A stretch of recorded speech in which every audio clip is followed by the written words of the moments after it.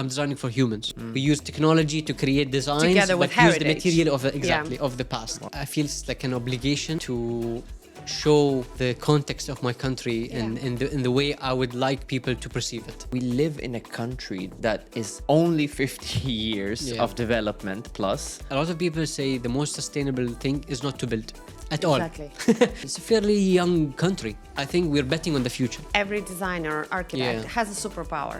What is yours? Just to imagine wanting to create something that's in your head that nobody have seen. To push the boundaries. Exactly. Like don't think of just walls and flooring and some objects. Like Foundation. Every single thing has to be designed. go crazy with the ceiling. Like what can you do? Hi Shad, how are you? Hi Valeria, I'm good. How are you? How was your week? The usual, right? Busy. the Like usual. always. Always. Well, welcome to this episode. And today we have a very talented guest, an Emirati designer, Abdalla Almulla, who creates, who combines very interestingly geometric patterns together with opulent aesthetics. Welcome, Abdalla. Thank you. How are you? I'm very well. How Super are you? excited for this episode. Thank you so much. I'm Super excited to speak and discuss and explore. I am a huge fan, not only about architecture and design, but also product design. Yeah, same here. So this is going to be so interesting, and it's a new view, and I feel like we forget a little bit about the product design part, but it's so important. And you know, when we used to study Bauhaus area, I know I'm talking always about Bauhaus area. Yeah, you talk a lot about Bauhaus. But within the Bauhaus, we learned that, you know, Everything, the foundation. every single thing has to be designed, and that includes the furnitures, cutlery, whatever it is. So I'm very excited for this. Yeah, I'm excited as well. And I think, like you said, a big part of design is to understand all the aspects of product, architecture, interior. Sometimes it gets even harder to design a product than to design a whole building. Yeah. At least for me. So definitely. it's super important. I would say it's not about harder, but it's very important to know both. It helps. Goes a long way. I know that you just came back from Paris, right? From You were in on the committee or the I was in the judging committee of the Institute of the Arab World. Yes. So they launched a new award last year for the Arab designers, and it was kind of divided into 3 to 4 main categories of like emerging designer, the entrepreneurial designer, the more established designer, and one of the Grand Prix, which is the biggest award. Yeah. I was lucky to be awarded the Emerging Designer Award last year, and then this year we got the chance to be judging for the new on the judging. So it was a nice, interesting experience. And very interested initiative, right? Yeah. Super Yeah. interesting.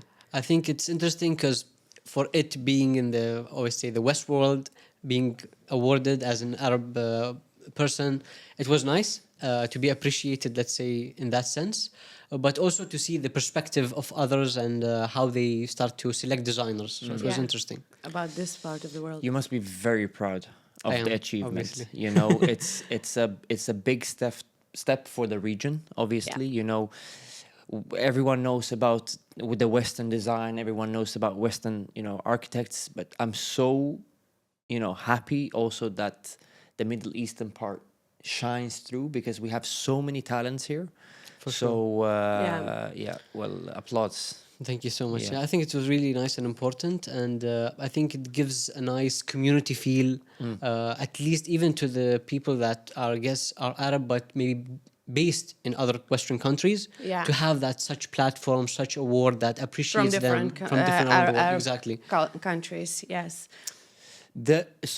Talking a little bit about tradition and talking a little bit about, you know, the innovations that we have here in this region, UAE specifically is very modernized and very, you know, going in a very rapid, going in a very rapid speed. Forward as well. thinking. Forward thinking, for definitely. sure. Yeah.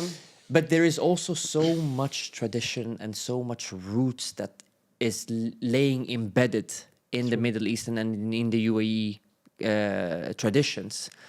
Tell us a little bit about how you get inspired, because I see a lot of your works it's deeply rooted and inspired by UAE and your tradition. Can you tell us? And how do you blend both? Yeah.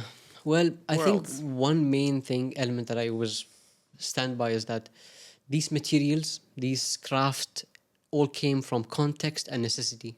So whoever created a certain product, a certain craft, whether it was like a hand fan or whatever, they used it because they needed it, and they used the local resources to build it. To build it, And I yeah. think that's very interesting, very sustainable, very thoughtful. Than at least I mean, we like globalism. It's good in general. We're more connected. Yeah. But that gives you more root to where you are, where you're from, the designs that you come from. So I like that idea. And today, let's say, as designers, we live in a world where we have the privilege of both technology. We can learn from the craft of the past, and Yeah. I think today my job is to understand how can I connect them. How can I understand? So how do you connect them? This Well, two? I mean, I can give you like an example of a project we did last year called Off Palm. We Off did Palm, during yeah. the Dubai Design Week. Yeah. And honestly- Beautiful project. Thank you so much. Yeah. And Really? literally, the inspiration of that project was the founder of this country, Sheikh Zayed, and I found a picture of him sitting on a mat that's made out of palm.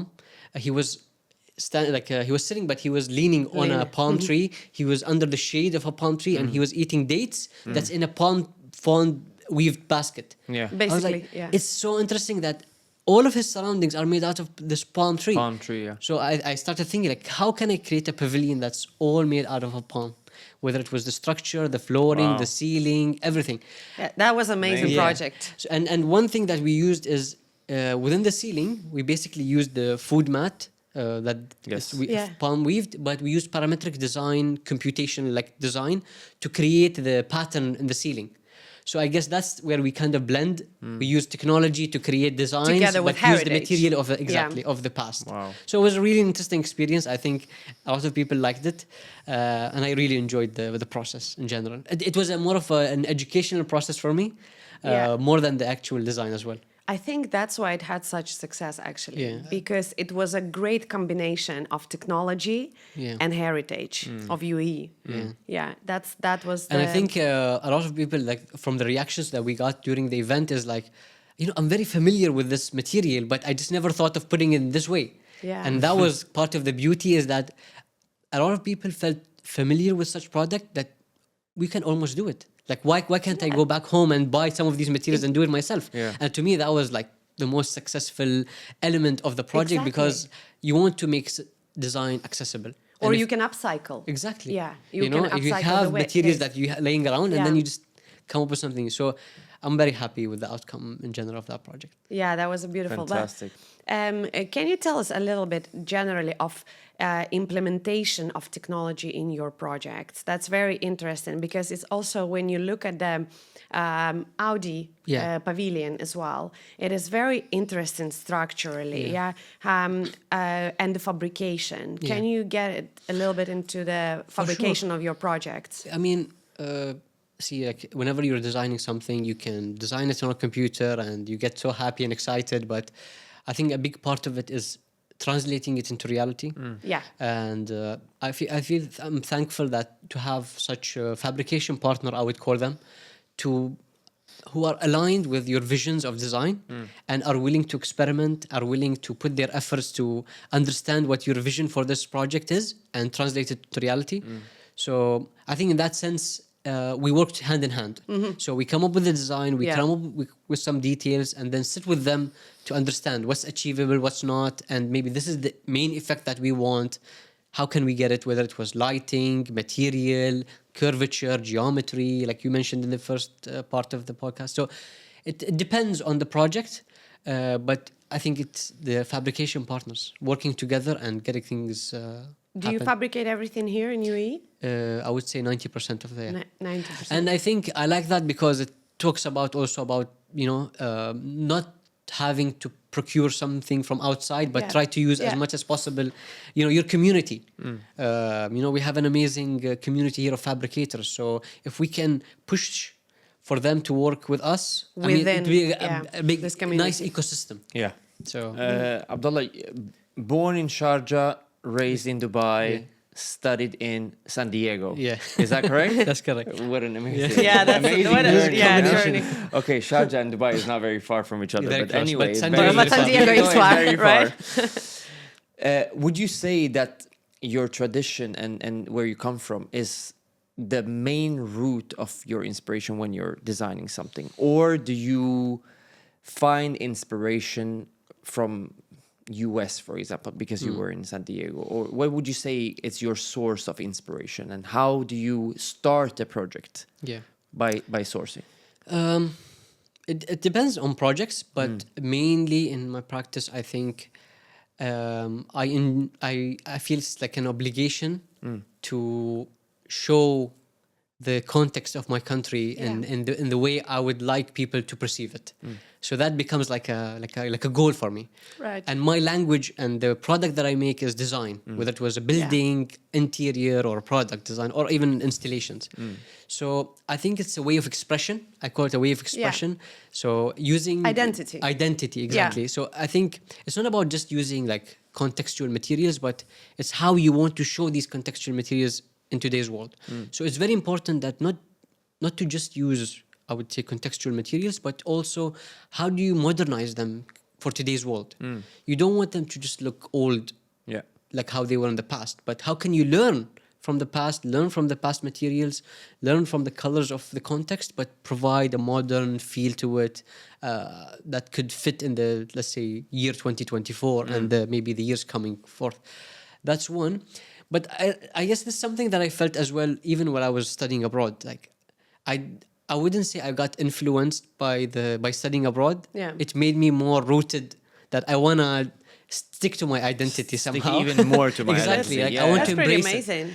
And it's something that I felt abroad. Like, it was as simple as one of my friends while I was in university is like, you're not even trying that your accent to make it a bit more American. change But I was it, like, so just- I don't think I want to. You know, I want you to know where I'm from. It's okay Exactly. for me. Exactly. Like, I'm Yeah. not trying I to love be it. someone else. Yeah. So from such moments, you start to realize that no, actually, I enjoy my identity and I want to embrace it. It's as simple as that.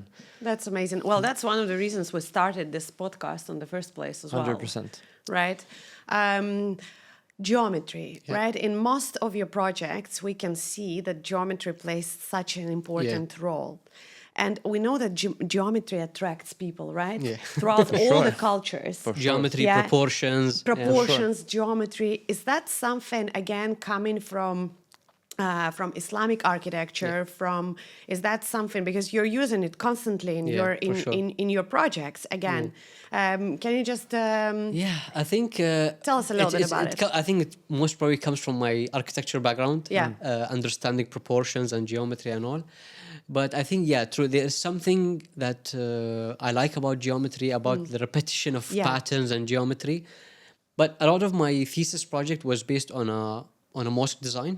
And that's where I learned more that, which is absolutely amazing. thank you by so the much. way, yeah. It was an interesting project to push forward. Someone prepared for that, did the homework. I can see that. But understanding geometry in Islam basically came because we couldn't use not public figures, but we couldn't use human figures. Yeah. As opposed to other religions. So I think a lot of it came intensely into studying geometry and studying the mathematics of it, and I love that. I love I love things that make sense and make logic, and I think geometry does that for you. It Absolutely. helps. So It becomes like a architectural. guideline. Yeah, exactly. Exactly. So even with design, a lot of the aesthetics, I like them to have logic. So I think geometry gives me that balance of something looking aesthetically nice at the same time logical. So I think that's where it comes from. I feel like you're either a very geometric or very, structured architect or designer, or you are the other way around, which is the complete, up in the clouds. I think he's one of the. But even being a logical, proportional person, I learn from everyone. So even from Frank Gehry's design, Zahedi's design, I like, even if I'm not the biggest fan of such style, or I don't want to implement it in the practice that I do, I learn from it. Like, why is it attractive? Why do people, feel like maybe it's the fluidity of how people walk towards it, maybe the way it merges with the context. So I don't think there's like a right or wrong answer as much as it's preference, and design can be to a certain extent objective. You were mentioning Zaha Hadid, and for her, she was obviously very famous for doing the impossible within our field. Yeah, from the start. From the start. Yeah. But she would always have a solution for her problems, True. She would always say that there is always a solution for everything. Yeah, she would guide her engineers. She would guide- Yeah. Problem solving. Yeah. You are, I feel, extremely good when it comes to problem solving and you know, guiding your product or your Yeah. project into it. I think it becomes because the main, I would say, inspiration or the main thing that we start with is always asking questions to allow the designs to become answers to these questions. So as simple as the first project we talked about, the palm. So I ask a question like, can everything be made out of palm? So then you start answering that question with the design and you start using the column. Okay, maybe I could use 90%, but at least I asked a question that pushes the boundaries of my thoughts. That's one when it comes to theoretical design and conceptual design. But then I think, like I mentioned, with the partners of fabrication, like this is where it becomes about problem solving. What's the objective of your project? What's the objective of the feeling that you want in a certain place? Once you understand that, the answers become Clear. easier Yeah. to answer, let's say. But if you don't know what you're looking for, it will be very hard to answer your I'm very curious to know a specific project or a product that you've done that you really struggled and you said there is maybe no solution. Leave it. for Like, this. let's no more. No, I think I wouldn't say there is like something that where I couldn't find an answer, but I guess you need to balance between like aesthetics of Yeah. what you want and then the let's say reality, like gravity and all, you know? Be open to compromise sometimes.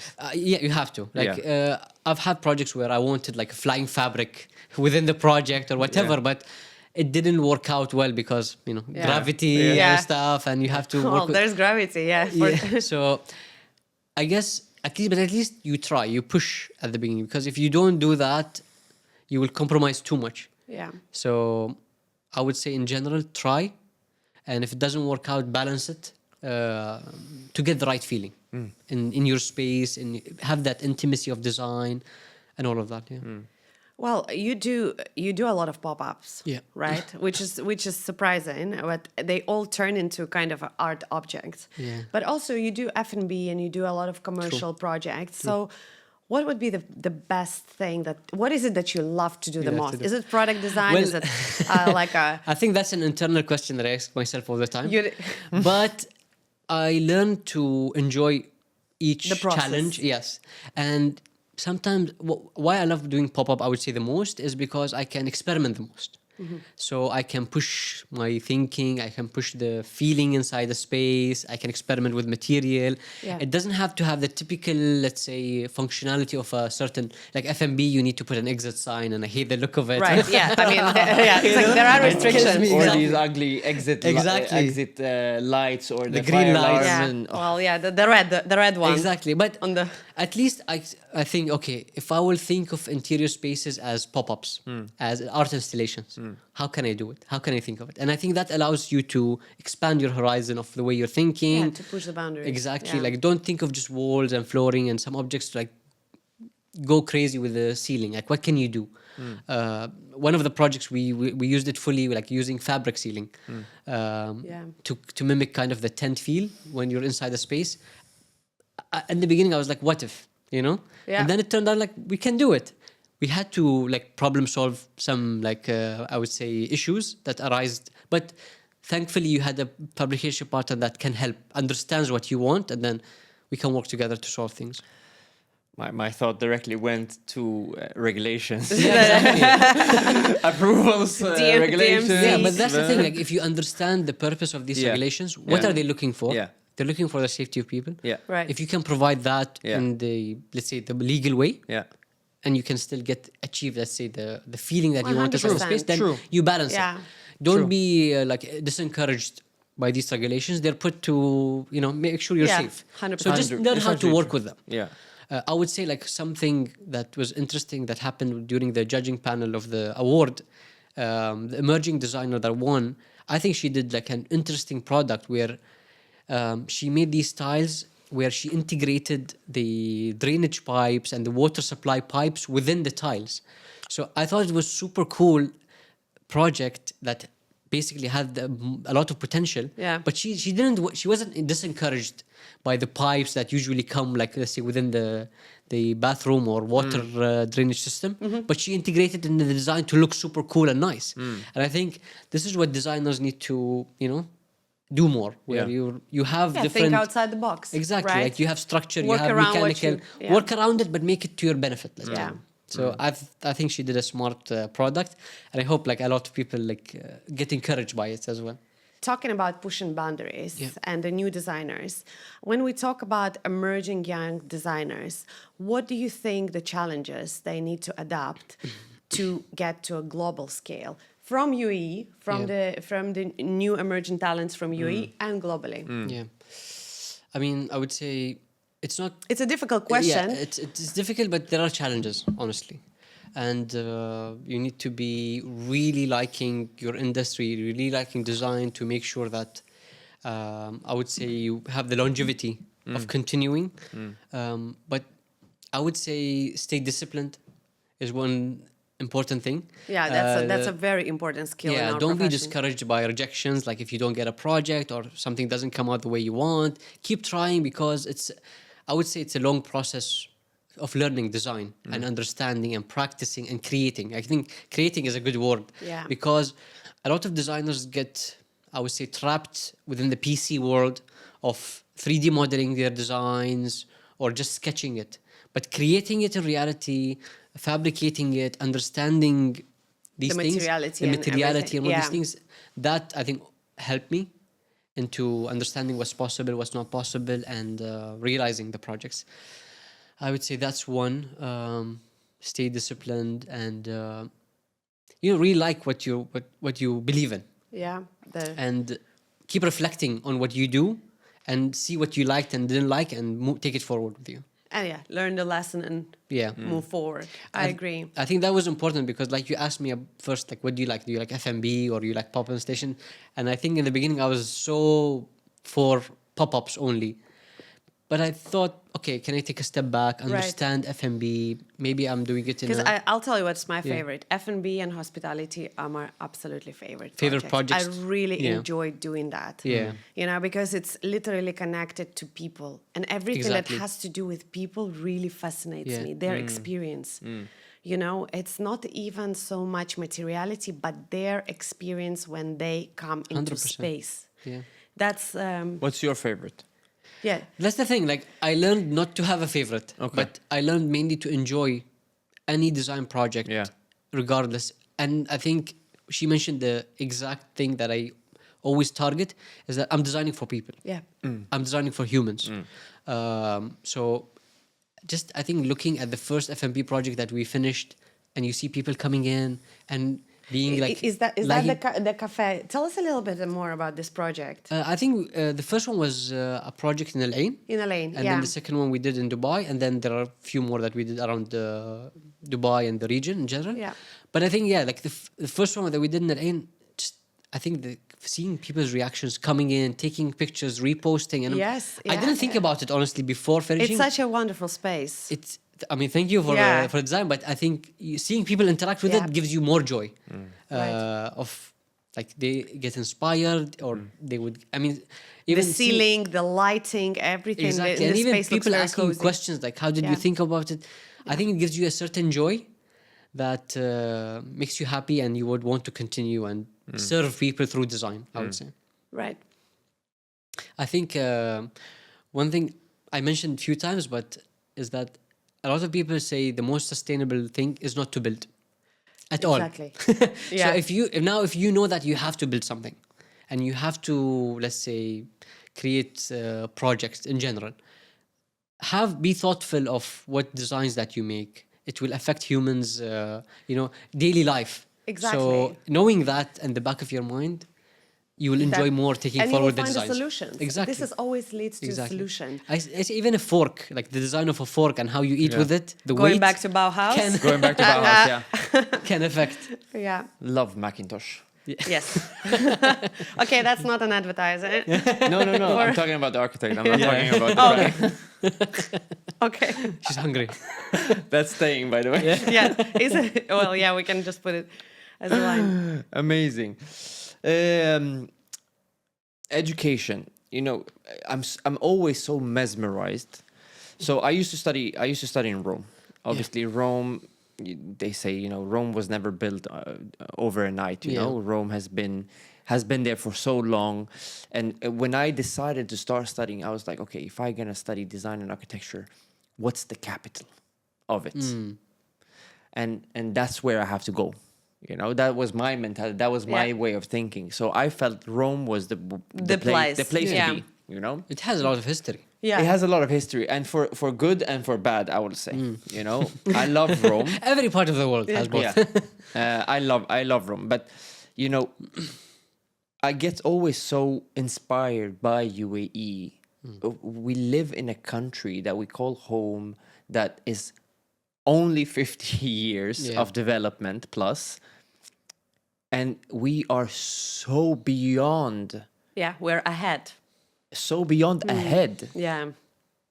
A city or you know, development of a city that is thousands of years. True. You know, what do you think was the key for the possibility of this? The ambitious of wanting to be the best, honestly. That once you feed this DNA within the city, you want to be the best in everything.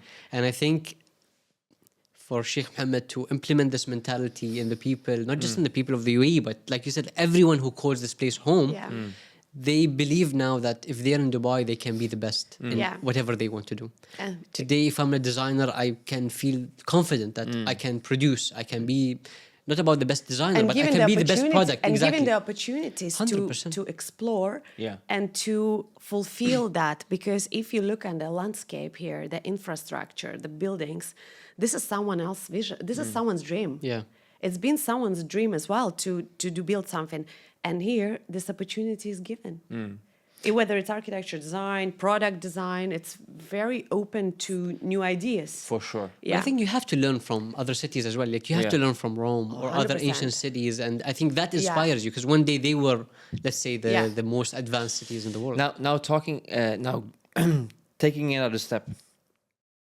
Coming with being a very young country also puts us in a position here that there is not a lot of history, or it doesn't come a lot of culture maybe for expats, I would say. Maybe not for the local community, but for us, it's not like walking on the streets in Rome and you would say, you know, gladiators used to walk on these you know, stones or another country. How can we learn as expats to, you know, embrace and maybe, you know, feel that we can learn from the culture and learn from the traditions of local UAE. community. Yeah. I see this as two parts. Like one, this is what I'm trying to do through the designs. Is try to educate about the culture, about the history, whether it was materials or craft or whatever. That's part that I'm trying to do through design and architecture or whatever. But there's another part of me that thinks, I think we don't have to always look at the history or be mesmerized or romanticize the past and long history. No, we're making history. We're living in an era where we're making history in this country or in this city. So maybe if you read about the Romans and certain eras, I have a feeling that people will start reading about this country around that era where it was like a 50-year young city or country and doing all of this. Yeah. So if you have that mentality that you're living in that era, you'll be achieving more, you'll be creating more. You'll be like, this is the time where I want to create, so people write it in the history books. That's so true, actually. It is so true. Yeah, and it's a very interesting. So once you change your perspective about looking at it, maybe I'm making history instead of wanting to live in a past experience. I can go visit Rome and walk in the streets, but in Dubai, I'm making different story, different chapter. That's a very interesting viewpoint, and it's even more interesting that you can go to Museum of the Future and go and see what would the future look like, you know? Exactly. And I think this is what the interesting thing that you find around the city is that they're pushing for that. Like if you want to see historical things, you can always go to parts of the city where like a Shandaga, the creek, and you will learn about the history. True. But like you said, it's a fairly young country. So I think we're betting on the future. We're betting on becoming the best country in the future, best city in the future. And that's why you're ahead. We are exactly. I ahead. think Definitely. that's because everybody's having that mentality. Yeah. We're just looking forward thinking. Because I see it also in some countries that I visit without mentioning any names, is that they're always stuck to the past. We had the best history. Yeah. So they're not able to move forward. I want to because say of- something, but I don't can't want- say it. I don't want to mention it, but in general, like, Yeah. don't be stuck to the history as well, because it could, I would say like Dubai acts like a startup, Yeah. more than more of a corporate I mean, country. if you want, It's not a corporate. if you want history, we have the best airline in the world. world, You know, yeah. You just can see- to exactly. take a ticket and go somewhere with history. you know? Exactly, Yeah, and it's exactly. very like centralized. This you can is- go to Asia. This is not commercial or Yeah. you know, Well, it's not this paid episode is- sponsorship. No, but it's not even that to say that there's no history on the list. The area, the region in general, there for sure there was. It's just that I think of it in a different way. That's all. Talking about future, we would like to touch a little bit subject of sustainability. Yeah. Because we have COP28, right? COP28. It was passing last year. Yeah, we had COP28 last year, and I think the new one of the initiatives of His Highness is for everything to be sustainable in the next 10 years, which we're all working toward. Whether you are a big corporation or a small company, sustainability is now a really plays a very important role in design, and this is all our responsibility as a designers and architect. So how do you implement it in your designs? I think, like I said, trying to, as much as possible, use your context for materials, reducing supply chains of certain things. That always helps. Thinking of products that either can be easily repurposed or, I would say, long-lasting. Yeah. So you have these two perspectives. Either Right. something that you can reuse. I wouldn't say recycle, because I think or that upcycle, gets like- had. yeah. Upcycle or Upcycle, repurpose. yeah. Or something that you can keep it for 50, 100 years and it would need low to no maintenance. So I guess these, depending on the project, but these are the two aspects that I try to The implement. main yeah. two aspects. Sometimes even using like metallic elements. I know that when you look at it, you don't feel they're earthy or sustainable, but if you think about it, they can be long lasting. 100% They could last true. for too Yeah, long, yeah, you yeah, know. yeah, And then I 100%. think to a certain extent that's sustainable, because you don't have to maintain it, you don't have to rebuild it. Yeah. or- Metal is definitely earthy. You know, Yeah, metals comes from exactly, the yeah, ground, yeah. so it cannot be. I guess more because it's earthy. not brown, we don't. Exactly. I like One of my favorite parts of it that I've got to learn now is that for next year it's zero plastic within F&B business. I absolutely love I it. think guys. I like that in general. Yeah. I think I like Yeah. that as well in general. It's Especially like single purpose Yeah. plastic. Exactly. Yeah. Like Single straws use. and in Sweden. When I was born, Sweden is very, very forward when it comes to sustainability. Everything Yeah. has to be yeah, recycled. like all Scandinavian countries. Like we would yeah. have classes in school. If you had a milk package, they would teach us, because Tetra Pak, which is also a Swedish invention, Yeah. has 3 layers and 3 different materials within one package. Yeah, And so the plastic, so that you have Paper? the paper. So Tetra, that's what they're famous for. The layers are, you have outside, you have cardboard, and in the middle you have a piece of a type of metal that is the one boundary that's keeping whatever fresh inside Okay. of the box. Okay. And then the inside layer would be some kind of plastic that is sealing so it doesn't get spoiled or Yeah. anything. So that's the invention of it. But they used to teach us how to disassemble a box of milk, what goes in what bin, you know. yeah. That's pretty advanced. It's very Yeah, advanced. very But what advanced. we do, so a company that I work with a lot in Sweden is that a lot of plastic bottles that we have, we grind them down to small particles, and then we actually mold into new furniture. That's interesting.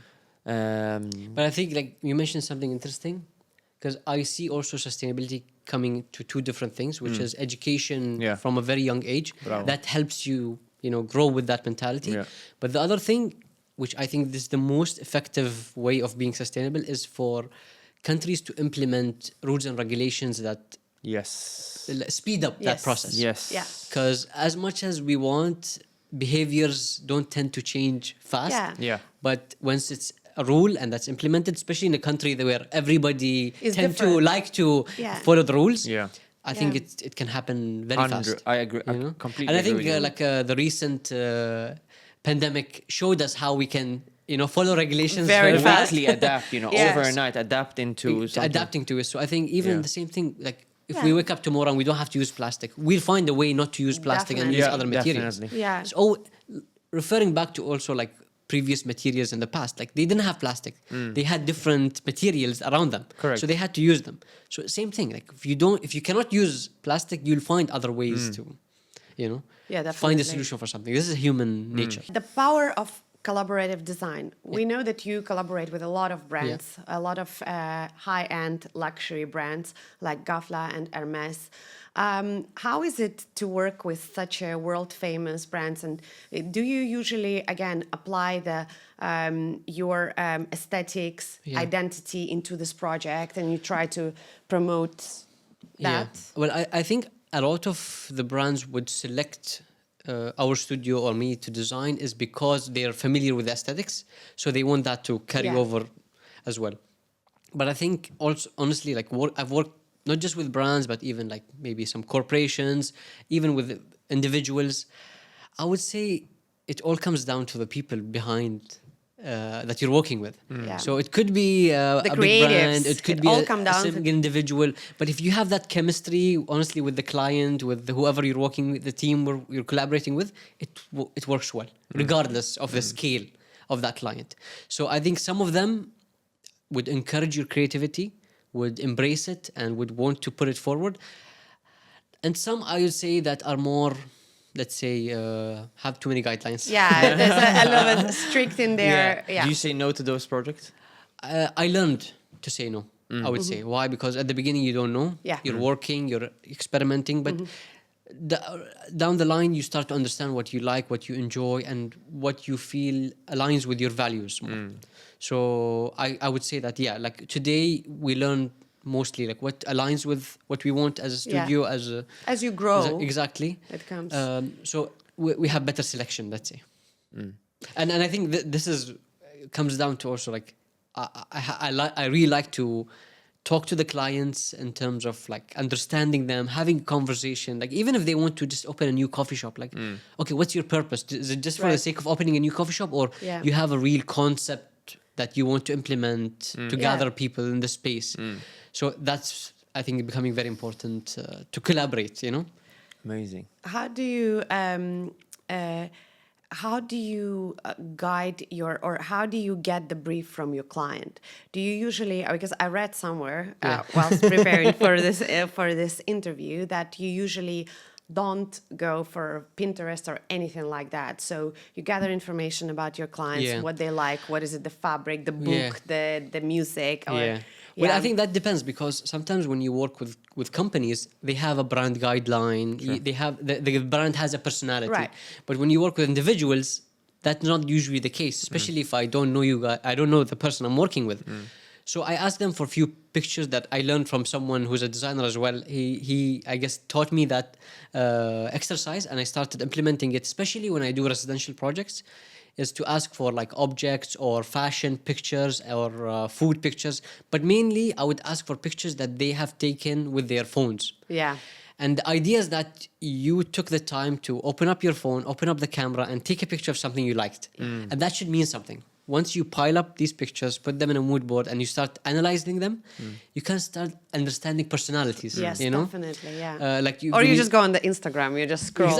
That's a definitely, good, because good you, tip. Not just you took a picture of it, but you actually posted Yeah. a picture Exactly. of it. So it starts showing you the personality of a person. Like you can see someone, for example, send me a picture of food, but they have all their friends gathered eating with them. So you start to understand this is a social person that likes to gather people around. Maybe you see another person that has like something totally opposite, where it's more of like a cheese board that's well curated. Okay, these guys are different. More refined. More refined, you know? The first one is like eating with their hands and more cultured. So I think everybody's different, but that's the beauty of us. And Interesting. as a designer, you need to cater to that. Wow, that's an 100%. interesting way of seeing it, actually. Yeah. So in the end of each episode, Yeah. we ask our guests to answer the question of the previous guest. Okay. Okay. And the previous guest question was, what is your superpower? My super. As they said that every designer or architect Yeah. has a superpower. What is yours? I don't know if I would call it a superpower, but I think it's something that helps me within the design, thinking, is that just to imagine. This imagination of, wanting to create something that's in your head that nobody have seen. Only Yeah. you're seeing it in your head. And being able to create it to reality is something that I think I was able to replicate in few projects. So I'm happy and proud of it, Yeah. So I think it's imagination, I would say.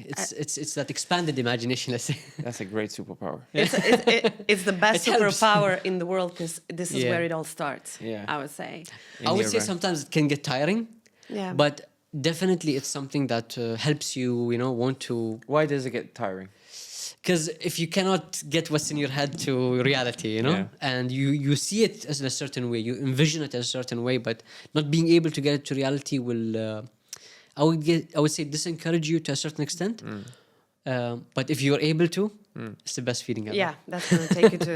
Honestly. So, what would be your question for our next guest? What's their You can superpower? ask anything. I guess something I always maybe think of as well is, even as a designer, if you're designing today, what do you want your legacy to be in 50 years? That's a good question. Because you don't want to just be thinking of designing Yeah. for the moment only, but whether thinking of sustainability, whether it was good design, whether Yeah. it was timeless design. What's your vision for the next 50 years? And also, what are you For living your- after? This is what Exactly. right, the goal after Wow. all. That's a I very started to difficult think question in for my the next. head, I started to think But in my I, head. I think to me that gives me some sort of guidance and path when making decisions today. Right. Because whatever you're making a decision for today helps you in the future Yeah. to decide, Yeah. If you know what you want to do in the future, the decisions that you make today can inform. Yeah. Also, being true to yourself and what you Yeah. do, what Yeah. you create, right? For sure. Okay. Abdallah, it was a pleasure Thank you so It much. was really having you exciting. here. Thank Yeah, you for so sure. much. Very, It's my very pleasure. exciting. Thank you Yeah. so much for your time. And I see only brightness for the country and for the Hopefully, community. yes, for all of Yeah, us. when we have Um, designers like this, really. And also, we're looking forward to the next Dubai Design Week, Yeah, right? for sure. 100%. Yeah. We'll come to your pavilion. Yeah, for Definitely. Sure. Inshallah. Yeah, hopefully it's Inshallah, sustainable. inshallah. Inshallah. Thank you so much. Thank you so and, much. Thank you. And stay sweet and stay You too. focused and Will do. Thank you so all much. good. Thank you. Thank you so Okay? much. Thank you. Thank you.